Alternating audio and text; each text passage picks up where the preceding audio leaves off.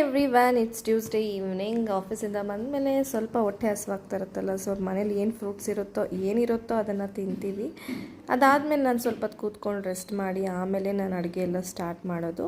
So ಸರಿ, ಇವತ್ತು ಡಿನ್ನರ್ಗೆ ನಾವಿವತ್ತು ಡಾಬಾ ಸ್ಟೈಲಲ್ಲಿ ಪನ್ನೀರ್ ಮಸಾಲ ಗ್ರೇವಿನ ಮಾಡ್ಕೋತಾ ಇದ್ದೀನಿ.